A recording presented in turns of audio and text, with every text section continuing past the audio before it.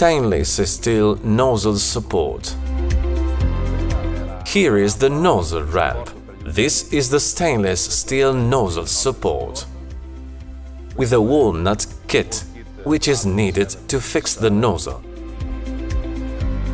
We now proceed to install and connect the various supplies.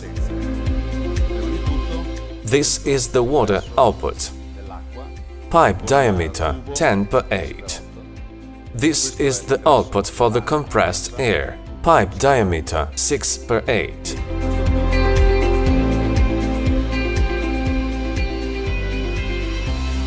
We put in a spacer to set and install the ramp. We decide the distance of the ramp by screwing in the nuts. There are 3 nuts per ramp.